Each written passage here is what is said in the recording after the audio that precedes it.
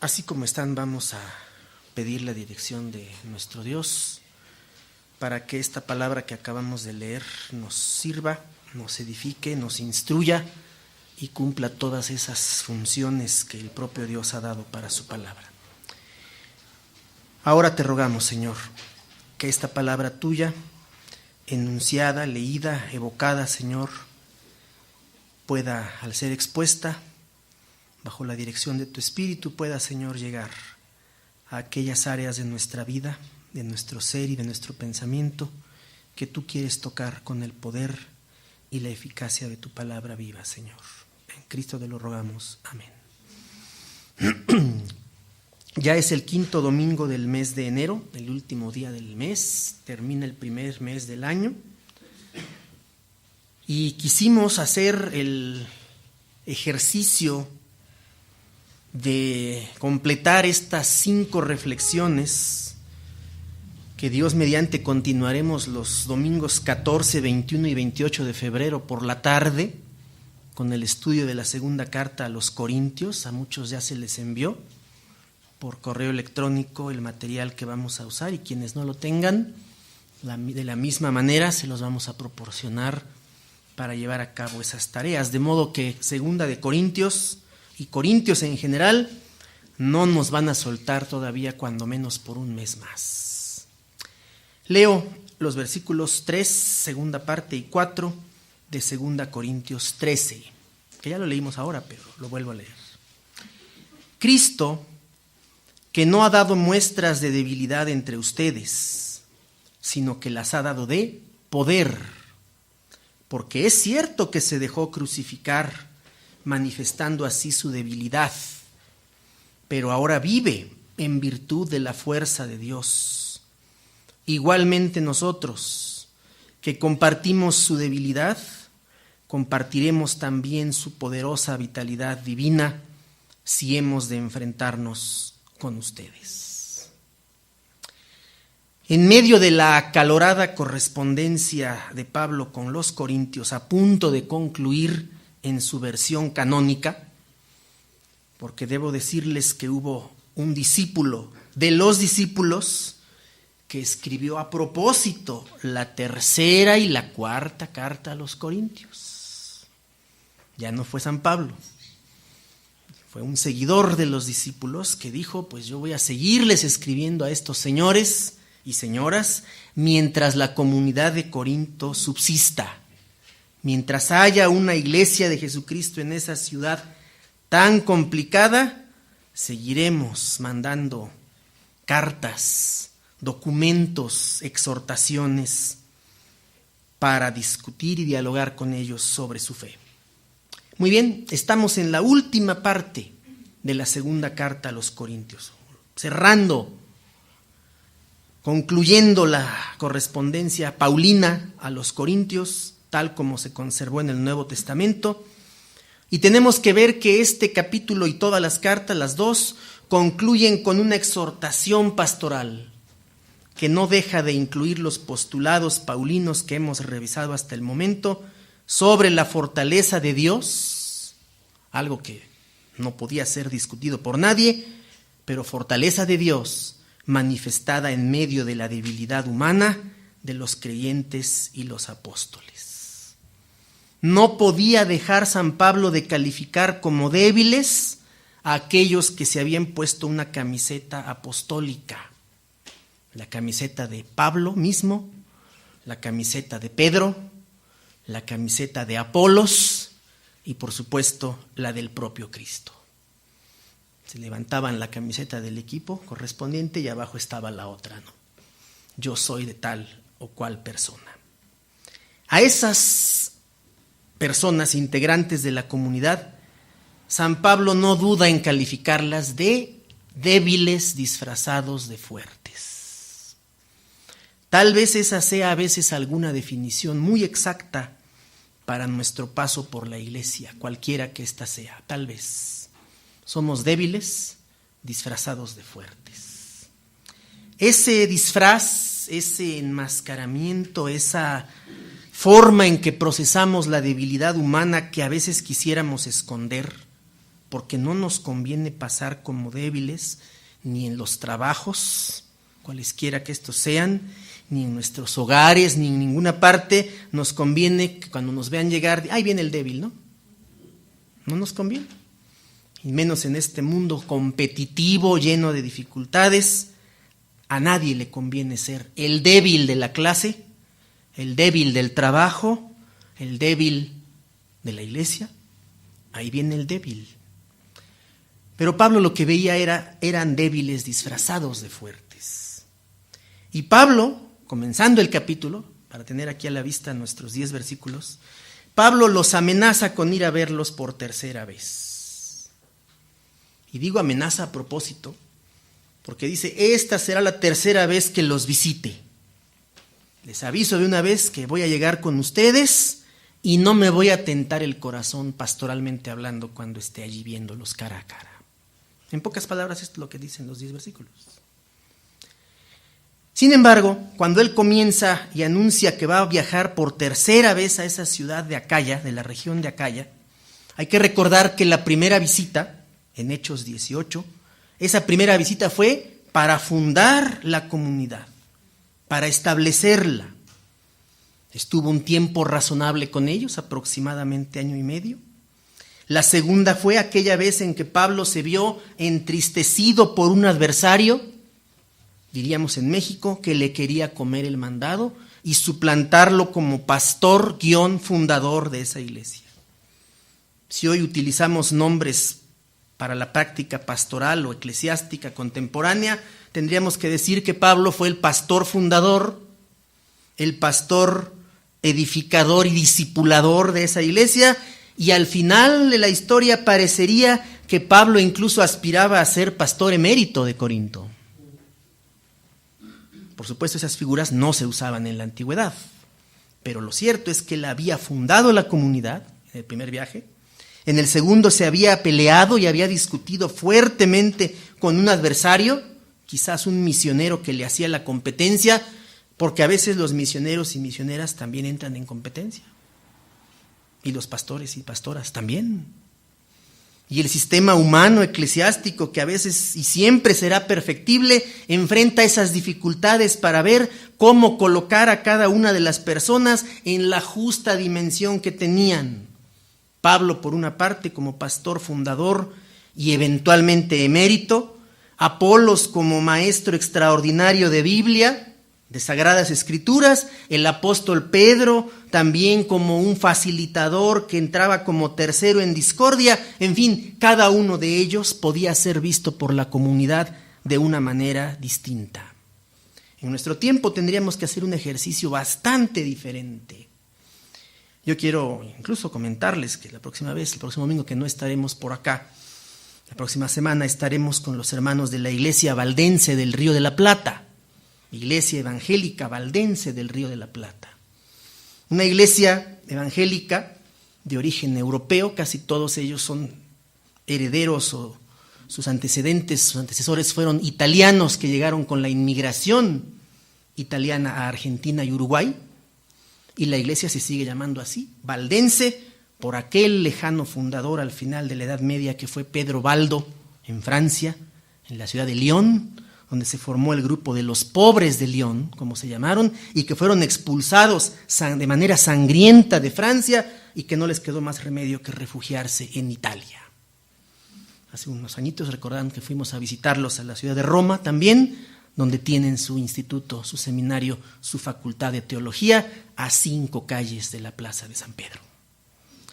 Los hermanos valdenses en América Latina entonces se refieren, como su fundador, a Pedro Baldo.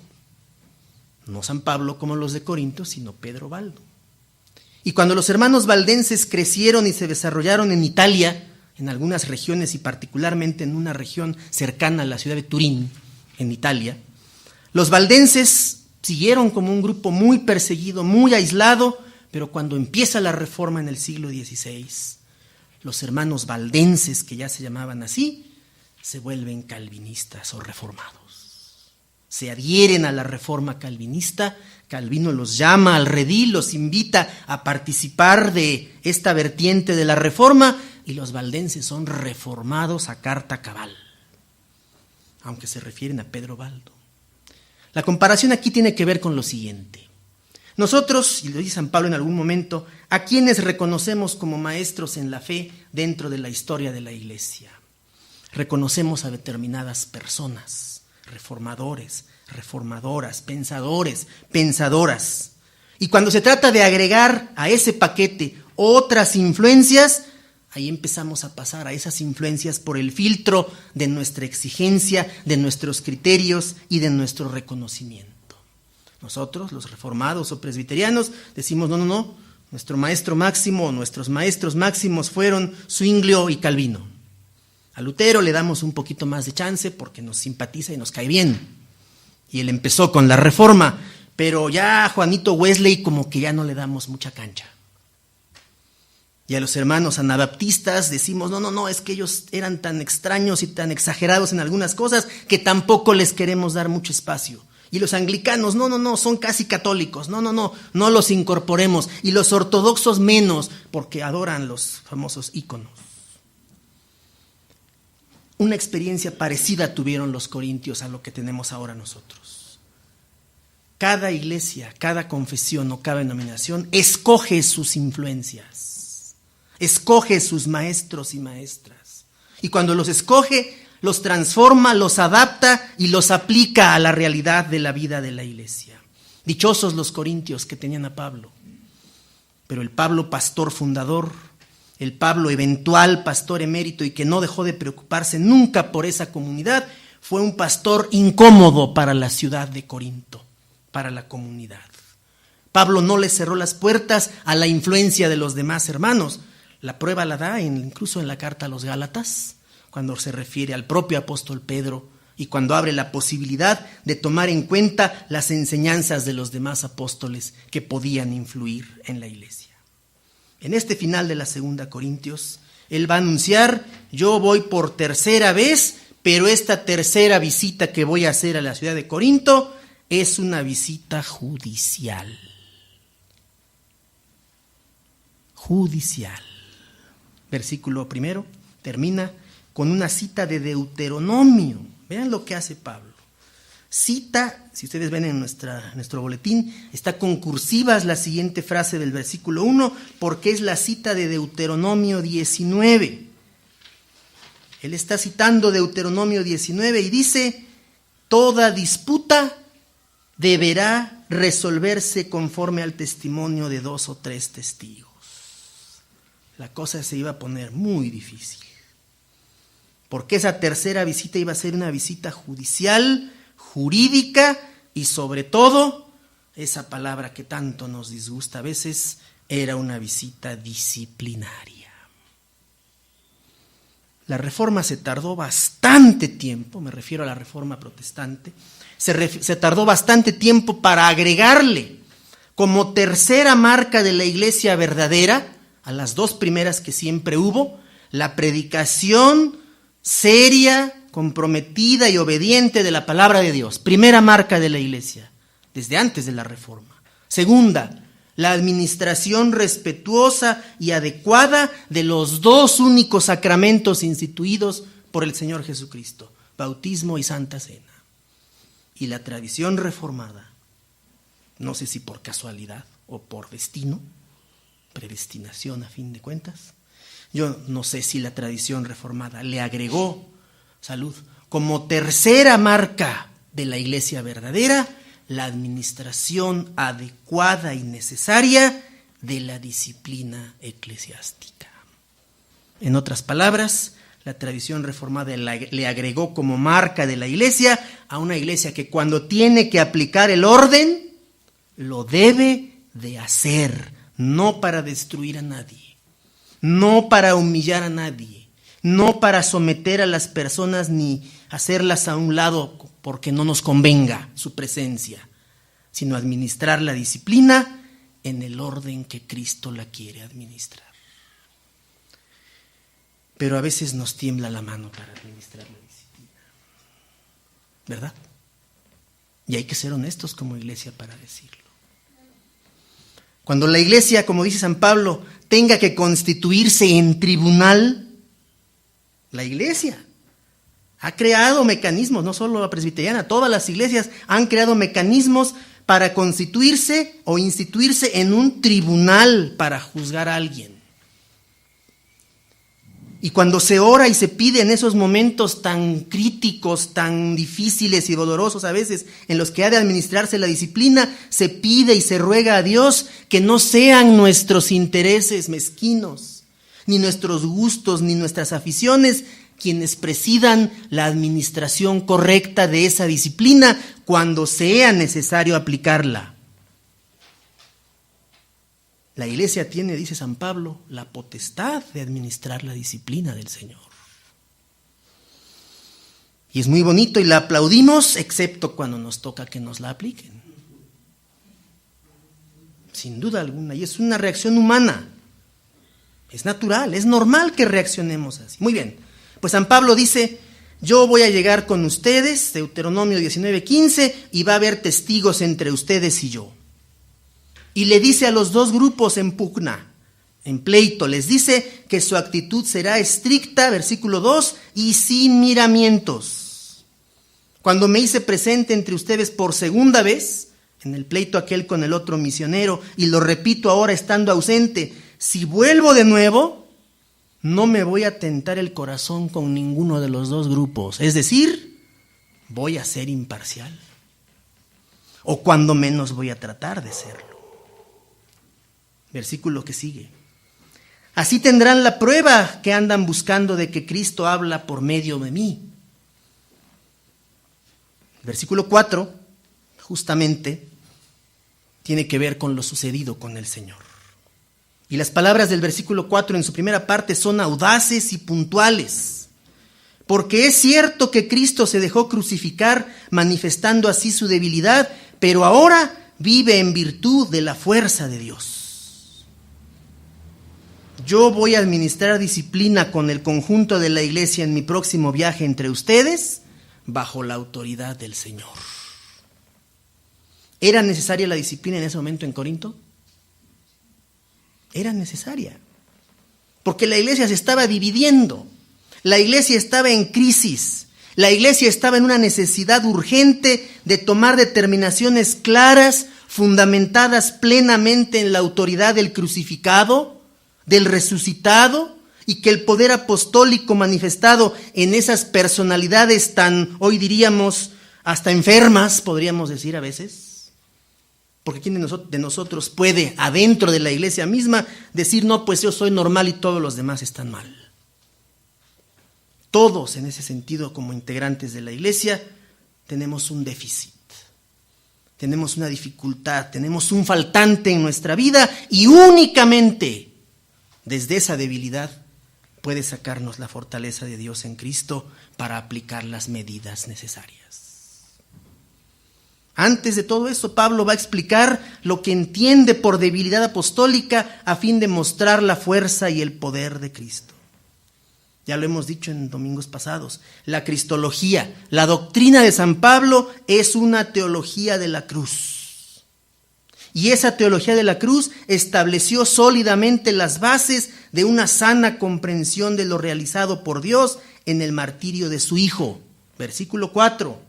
Pues esa muerte, subraya, tuvo un carácter revelatorio de una debilidad que el propio Dios en Cristo asumió y que se vio compensada por la resurrección. Vuelvo a leer el versículo 4. Porque es cierto que se dejó crucificar. Cristo, el Hijo de Dios, se dejó crucificar. Se abandonó, no reaccionó. Y en el hecho aparentemente pasivo o negativo de abandonarse y de dejarse llevar al martirio, como dice, al dejarse crucificar, ¿qué estaba pasando en ese acto mismo de la renuncia a actuar con poder humano y visible? Eso permitió manifestar su debilidad.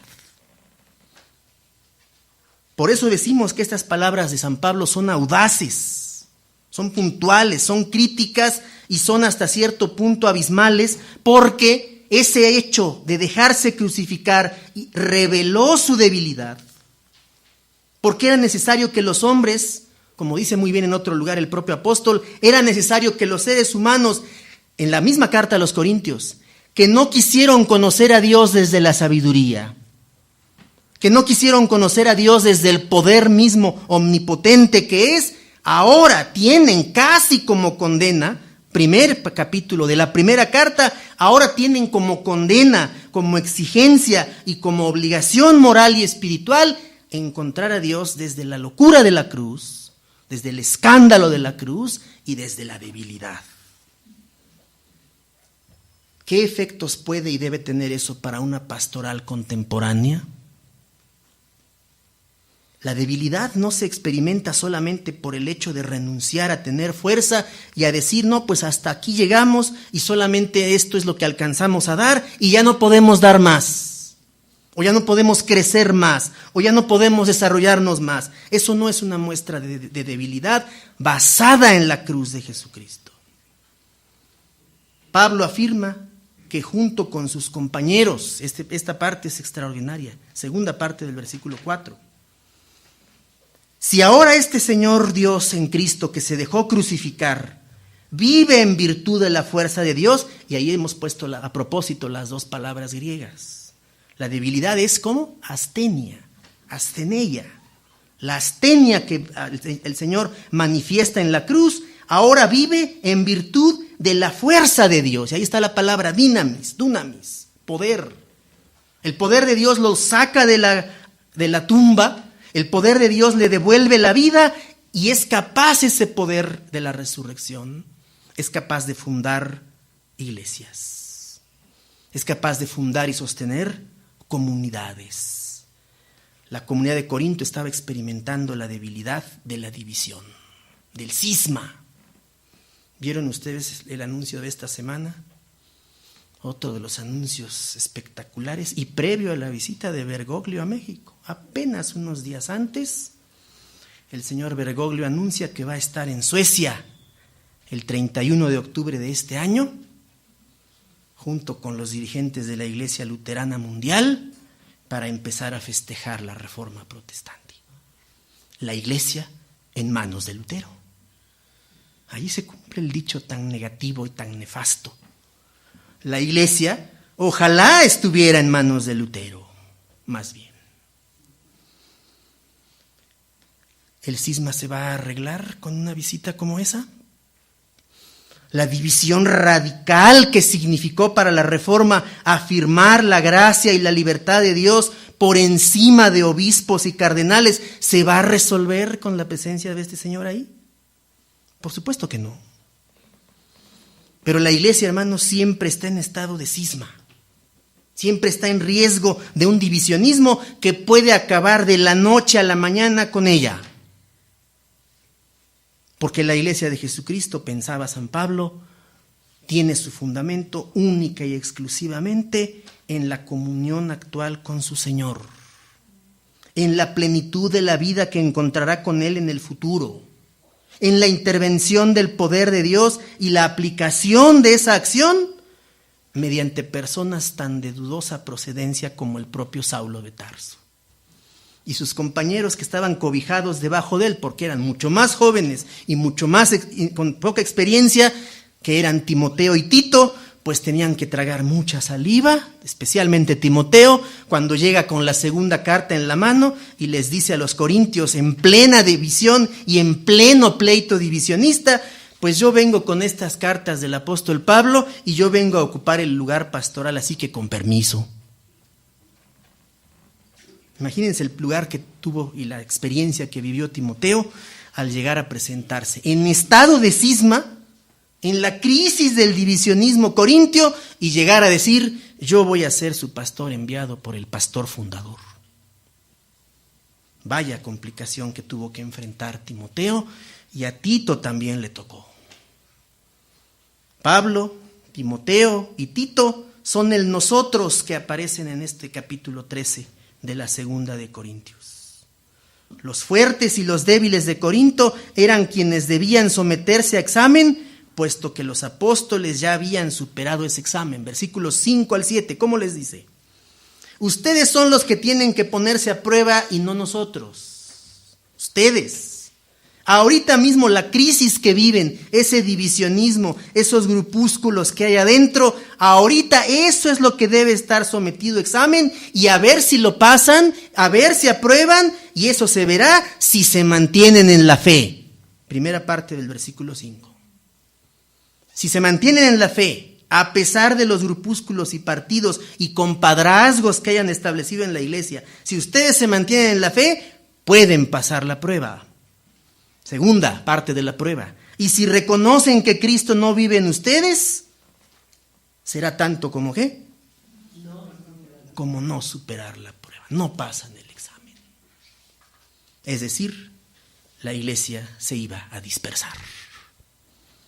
Toda iglesia de Jesucristo, plantea San Pablo, está cada vez en la tablita de mantener la unidad o de dispersarse. Todo el tiempo la iglesia está en ese riesgo porque vivimos en una sociedad inestable. Si la sociedad en la que vivimos, el grueso de la sociedad, es inestable políticamente, socialmente, culturalmente, la iglesia no cuenta a veces con todos los recursos para decirle al mundo, pues ustedes son inestables, pero nosotros por la debilidad asumida en Cristo y por la fortaleza de Dios podremos sostenernos. Ojalá siempre la iglesia tuviera esa capacidad, pero a veces no se puede. Y luego vienen las sirenas a cantar su canción. Vean ustedes la última página del suplemento letra. Ahora nuestros políticos son monaguillos, dice Roberto Blanca. El metro está lleno de bienvenidas para el Papa, ¿verdad? Bienvenido a la CDMX, ¿verdad? Y el gobierno de Michoacán igualmente poniendo sus anuncios en la capital, y el gobierno de Chiapas también. Ahora los políticos, muy bien dice Roberto Blancarte, son monaguillos. Y la iglesia, por supuesto no la nuestra, pero si nos tocara veríamos cómo nos pondríamos. Que halago, pues el gobierno mismo que le dé la bienvenida y que gaste, y yo me desentiendo, yo me dedico a otra cosa, yo cobro los boletos por otro lado. ¿Me explico? La iglesia tiene que pasar pruebas y pruebas continuamente, pero no estamos hablando aquí de pruebas en el sentido de tentaciones espirituales profundas, sino de pruebas como examen. Lo que dice Pablo aquí: si ustedes mantienen la unidad por encima de sus partidos, les aplaudo, porque pasan la prueba. Pero si se dan cuenta finalmente y reconocen auténtica y honestamente que Cristo no vive en ustedes, qué bueno que sean honestos, pero no van a pasar la prueba. En cambio nosotros sí la pasamos, dice. Versículo 6. Espero que reconozcan, sin embargo, que nosotros sí la hemos superado. En otro momento de las cartas a los Corintios, el apóstol Pablo, en la traducción que usamos ahora, habla de credenciales. ¿Qué credenciales les he mostrado a ustedes para confirmar que soy apóstol de Jesucristo? ¿Qué credenciales? Y mucha atención, hermanos. San Pablo no presume de milagros, como ya lo decíamos hace 8 días. San Pablo no presume de experiencias carismáticas, como también lo veíamos hace 8 días. San Pablo no presume de una sabiduría superior o celestial, que también revisábamos hace 8 días. San Pablo, de lo único que puede jactarse y presumir ante Corinto es su obediencia al Señor. Por eso los movimientos neoapostólicos de hoy no pasan esa prueba. Estos filtros apostólicos de Pablo que pone en estas cartas, y especialmente en la segunda, estos filtros siguen vigentes hoy para verificar, para hacer la prueba del añejo, como diríamos, a aquellos apostolados que se presentan como muy de Dios y que únicamente buscan sus intereses personales. Una de las conclusiones de este capítulo, para abreviar el tiempo, va a consistir en que San Pablo les va a decir a los corintios: yo no soy nadie en la iglesia, aunque haya fundado esta comunidad, aunque sea su pastor emérito, aunque sea el misionero que a distancia les escribe, aunque esté recibiendo revelaciones de Dios que debo de darles a ustedes, yo no soy nadie. Y ninguno de los demás apóstoles somos nadie en absoluto si ustedes deciden tomar el camino de la incredulidad. Porque la iglesia, otra vez, así como dijimos que está en la tablita de mantenerse o desaparecer, también está sobre todo en la tablita de obedecer o desobedecer a su Señor. Versículo 8. Lo que estaba en juego, ¿qué cosa era, hermanos? Por favor, presten atención a esto. ¿Qué es lo que estaba en juego en todo esto, finalmente? Si Pablo seguía o no seguía en Corinto, caramba, ni siquiera estaba ahí. Que el enviado, Timoteo, fuera bien recibido por los corintios, simplemente le decían no pasas y adiós, y se regresaba por donde llegó. Y a Tito lo mismo. Lo que estaba en juego, dice el versículo 8, es otra cosa más grande aún.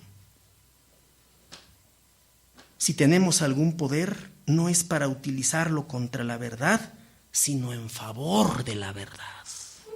La verdad del Evangelio es lo que está en juego siempre en la iglesia de Jesucristo. Por eso a veces, si nos lo preguntaban en alguna ocasión, un hermano que pertenece a una iglesia de esas extrañas que andan por ahí, que son auténticas, una iglesia católica antigua se llama. Veterocatólica se llama esa iglesia. Fueron a dar a San Jerónimo, quién sabe cómo estos muchachos.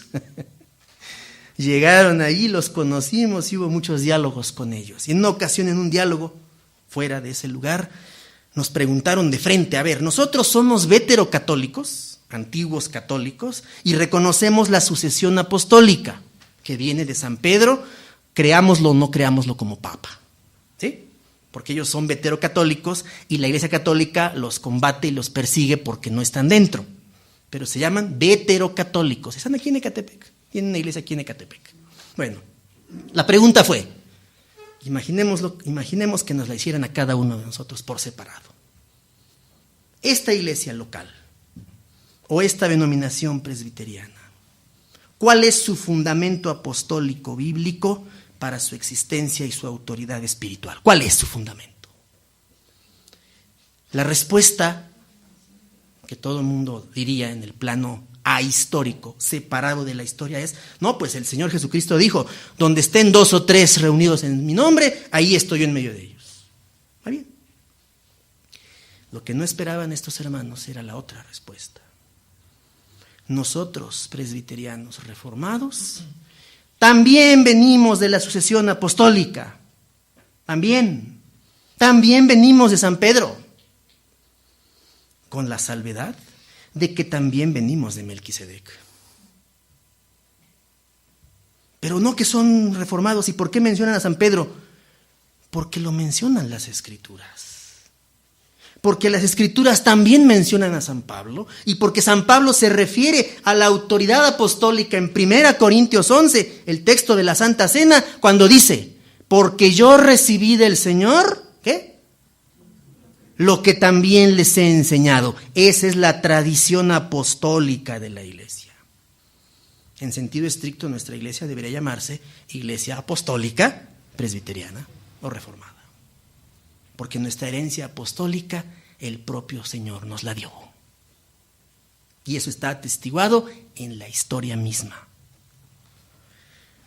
San Pablo, que todavía no vivía esas dificultades históricas, de todas maneras tiene que demostrarles a los corintios qué es lo que está en juego, y lo que está en juego es la verdad del Evangelio. Versículo 9, ya casi acabamos. Lo que nos alegra, finalmente, en medio de toda esta vorágine de dificultades, lo que nos alegra es que ustedes se encuentren fuertes, aunque nosotros, parafraseando a San Pablo, seamos el hazmerreír del mundo. Si el mundo nos ve como mamarrachos, si el mundo nos ve como personas indignas, débiles, pobres, indignas de crédito y de atención, lo aceptamos con tal de que la iglesia se fortalezca. Con tal de que los vientos del cambio, los vientos de la prueba, los vientos de la tentación vengan sobre esta o cualquier otra iglesia y ustedes puedan decir que permanecen firmes en el Evangelio. Si nosotros tenemos que ser la vergüenza del mundo, lo seremos con todo gusto, dice San Pablo, para que ustedes sean los fuertes. Lo que importa es que la iglesia se nutra, se llene, se impregne, se vacune contra la debilidad malsana y la fortaleza de Cristo resplandezca apenas una persona que no cree en Jesucristo entre por esa puerta. Cuando una persona que no cree en Jesucristo todavía y que pase por el umbral de esa puerta sea capaz de sentir el impacto y el golpe de la fortaleza de Dios aquí, entonces podremos darle gracias a Dios y decir 20 años, 25 años, los que sean necesarios, han servido para darle la gloria a nuestro Dios en la obediencia de su pueblo. Y entonces pase quien pase, venga quien venga, esté quien esté, San Pablo no tiene miedo a eso. San Pablo le pide al Señor que esa comunidad que él formó, y qué bonito lo dice, ¿no? Yo sembré. Vino Apolos, que también fue pastor de esa iglesia, y él regó. Pero el crecimiento única y exclusivamente lo da el Señor. No nuestro estilo, no nuestro gusto, no nuestra orientación, no nuestra capacidad para caerle bien a los demás. O mal. No somos monedita de oro, dice San Pablo. Versículo 9.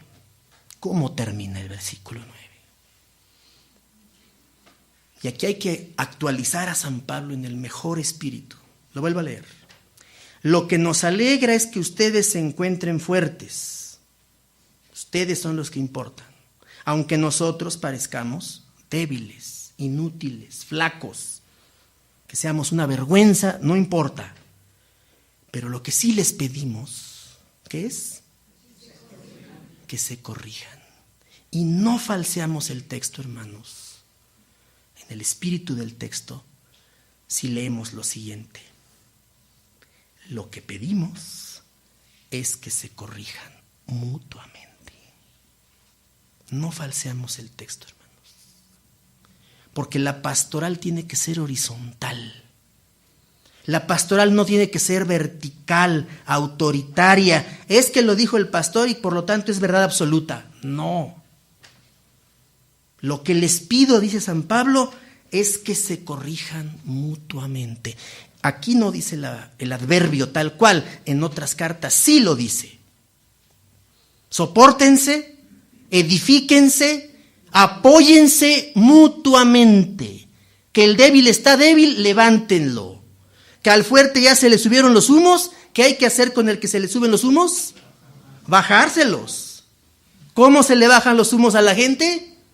En el espíritu pastoral paulino, ¿cómo se le bajan? ¿Qué enseña 2 Corintios?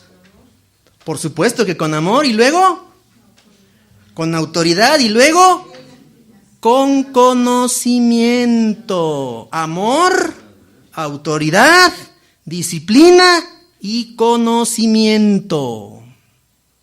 Yo no les quiero presumir, dice San Pablo, pero si es necesario presumir, les presumo. Yo no sé qué pasará con este señor que dijo que sabía más que él cuando se encuentra ya en los cielos con él. Ese anciano que dijo que sabía más que San Pablo. Si es que llega, solo Dios lo sabe. Cuando llegue cara, a ver, que tú dijiste que sabías más que yo. Bromeamos con eso, pero es cosa muy seria. Muy seria. Porque lo que está en juego hoy y siempre es el destino de la iglesia. Y todos somos transitorios en la iglesia, ¿cierto? ¿Sí? Todos. Lo único que pertenece absoluto e intemporal es el Evangelio de Jesucristo. Generaciones pasarán y ya pasaron. Generaciones vendrán. El Señor sabe quiénes vendrán. Y lo único que deberá permanecer, dice San Pablo, es el Evangelio de Jesucristo. Versículo 10, y concluimos. Por eso les escribo en estos términos estando ausente. A mí me da miedo leer eso. Porque el Pablo, apóstol de los gentiles, el Pablo que está anunciando que va a llegar, el Pablo que ha escrito las 2 cartas completas, el Pablo que les ha dicho todo lo que les tiene que decir y que en los capítulos específicos de la segunda se refiere con el dolor de su corazón a esa inmoralidad que los dirigentes de la iglesia en ese momento no supieron resolver, porque eso les dice San Pablo. Esta persona que cometió esta inmoralidad, ustedes todavía me la tienen en la iglesia y no le han sabido aplicar la disciplina, dice San Pablo. Capítulos 5 y 6. Y ahí sigue tan campante este señor. ¿Cómo le iba a ir a ese señor cuando llegara San Pablo? Solo así podemos entender. Cuando avanzan las cartas paulinas y llegan las otras que son de su escuela, y el apóstol se atreve a decir, en el ejercicio apostólico de la disciplina en amor de Cristo, dice, esta persona tal y cual, no dije tal por cual, esta persona tal y cual ya me cansó y me colmó el plato. Por lo tanto, lo entregué a Satanás. ¿Escribió eso Pablo? Así escribió San Pablo. La disciplina llegó a su tope. La disciplina en amor también se acaba. No que el amor acabe, no somos Manuel Alejandro, no. La disciplina en amor llega a un límite. San Pablo experimentó el límite de la disciplina y dijo, esta persona es literalmente incorregible. ¿Qué les pide? Aquí, lo que pedimos es que se corrijan.